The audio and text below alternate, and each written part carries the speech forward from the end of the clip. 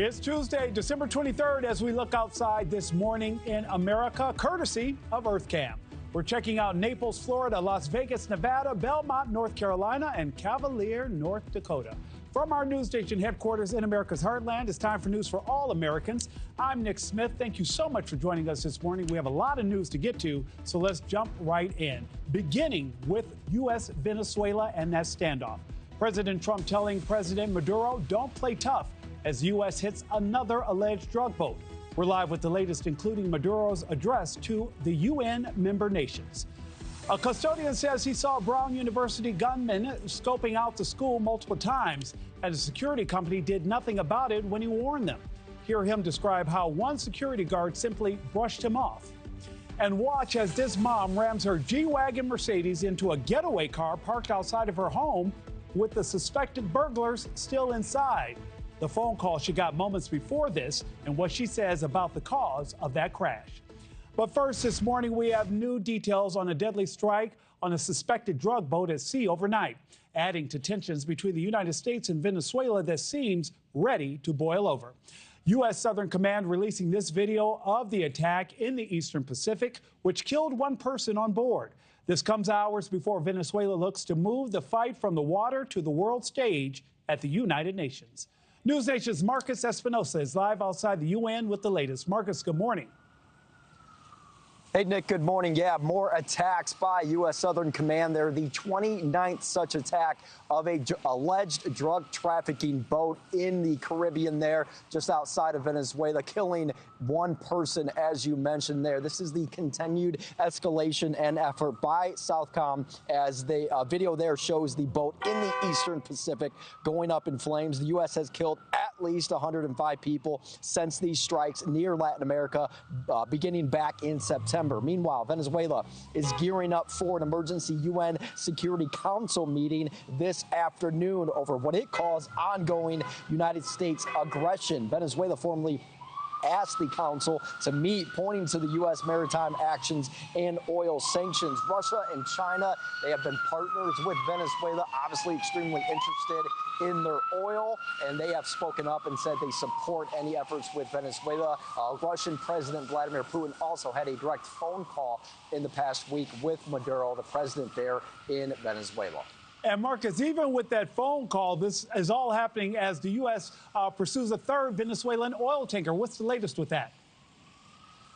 Yeah, that's the second stage of efforts that have really ramped up here as far as the United States and what they're trying to do to pressure the Maduro regime to basically give in at this point here, as the United States and much of the world sees it as an illegitimate presidency and rule there. And so now they are taking this pursuit here. The most recent one described this tanker called Bella 1 as a sanctioned dark fleet vessel they say is evading enforcement. This comes after the United States already intercepted another vessel, the Centuries, over the weekend. Meanwhile, the first tanker seized by the United States heads to port back in Texas. It's all part of a sharply stepped-up campaign targeting Venezuelan oil. President Trump is calling this blockade of sanctioned oil shipments, as he says Venezuela President Nicolas Maduro should take his threat seriously. He can do whatever he wants. It's all right. Whatever he wants to do. If he wants to do something, if he plays tough, it'll be the last time he's ever able to play tough. Now, also, the oil in those tankers there is going to places like Iran, and then also, obviously, China, and then Russia is obviously heavily interested as well. And that is kind of the optics, the political optics of what you have to look at here. So it'll be interesting to see how the UN and its leaders and the countries here that'll have representatives react to this UN Security Council. It was called an emergency session. We'll see if anything concrete comes out of it. But you know, Nick, that President Trump has not very often cared for what the UN has to say. Marcus Espinosa with the latest from the UN. Marcus, thank you so much. That blockade against Venezuela builds up. President Trump is promising all new firepower. Take a look at that. That is just a markup, but that is huge and it is beautiful. And it is called a form of the Golden Fleet of battleships designed to bolster the U.S. Navy's forces. NewsNation's Tom Dempsey has more from the White House. Tom, that is an impressive piece of equipment. Absolutely. Nick, good morning from the White House. President Trump saying this Golden Fleet, as he calls it, will contain new battleships that will be more powerful, he says, than any other built in the past and will be able to counter any other country in the world. We had big battleships. These are bigger, but they will have 100 times they'll be 100 times the force, the power, and there's never been anything like these ships.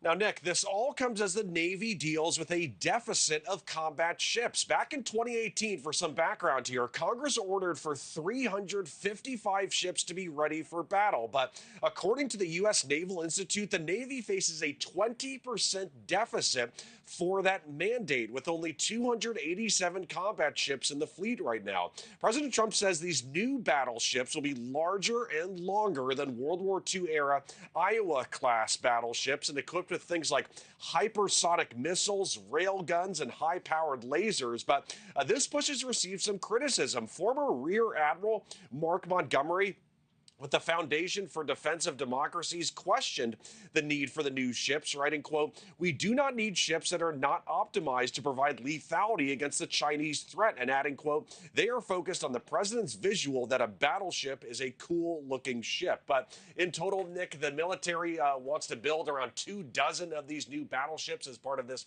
Golden Fleet, as President Trump calls it. Tom, quick question for you, though. You can't do much with the ships without manpower. What are we learning about recruitment efforts within the Navy?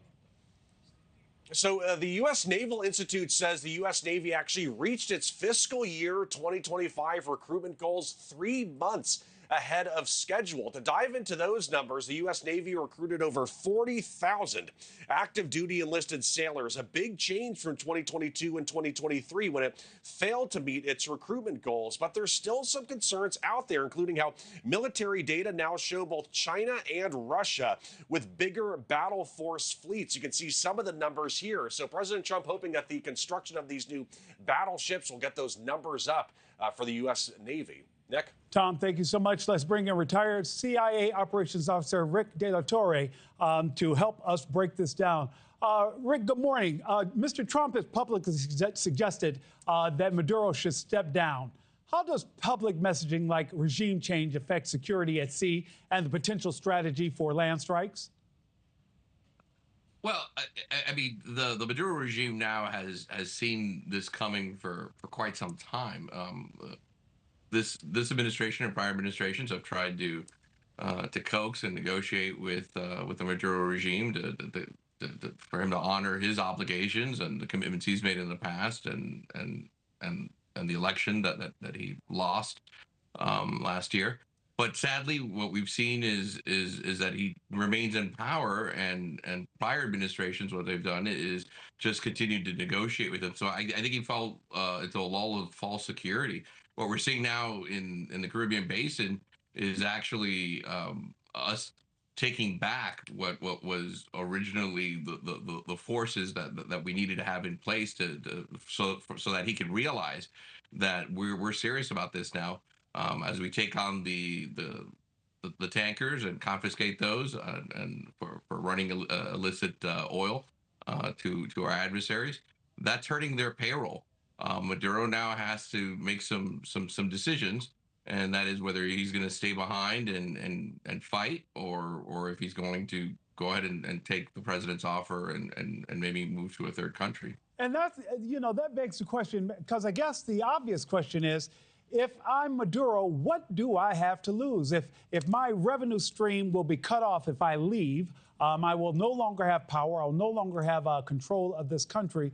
What is the impetus for him to leave, other than maybe obviously the threat of being invaded, and then, of course, using the umbrella or the flag of Venezuela to say, hey, we're being invaded against our will here? Well, there's a lot of steps. I'll just say that there's a lot of steps that the administration, the Department of War, and also my former colleagues in the intelligence community, what they can do just short of an invasion.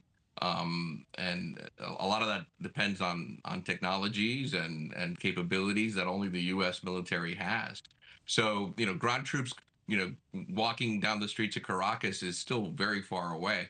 Having said that, though, I think Maduro realizes that it's his own personal physical safety, but that then creates another dynamic too, and that is that those within his immediate inner circle, those that also have blood on their hands, who have also profited from engaging in drug deals and illicit sales to Iran and China and Russia, they're just as guilty as he is. So, are they going to allow him to get the get out of jail free card, and then they're all left behind to face either the Department of War or the Department of Justice? And I have to believe, and I'll close with this, and please correct me if I'm wrong, there has to be a campaign or a strategy to chip away at those who insulate him. I like to think there is, sure, but he's also had over a decade now to thin the ranks of anyone who could remotely be any form of either disloyal or even possibly a threat to him. So what you're dealing with is the hardcore supporters of his, and not because of politics or ideology. They're hardcore supporters because it's a mafia, and that's how they make their money too. Former CIA Senior Operations Officer Rick De La Torre, thank you so much for joining us this morning. Thanks for having me. Now to more headlines we're following closely. Brown University's chief of police is on leave this morning in the wake of the deadly campus shooting earlier this month.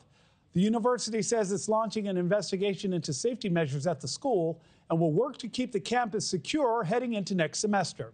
The announcement comes as the Education Department begins its own probe into the response to the shooting to see if Brown violated federal safety and security requirements.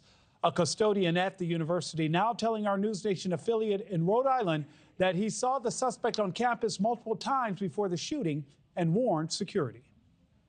He was like rolling his eyes one way, rolling his eye another way. And it wasn't just that classroom. It was all the classrooms. So he was circling. That custodian also saying his warnings were ignored. 2 students died and 9 more were hurt when a former Brown graduate student shot up the campus before gunning down an MIT professor at his home about 50 miles away 2 days later. The suspect was later found in a storage unit dead by suicide. And patients who use injectable weight loss drugs known as GLP-1s could soon swap their shots for pills. The FDA has approved an oral version of Wegovy that will be available next month.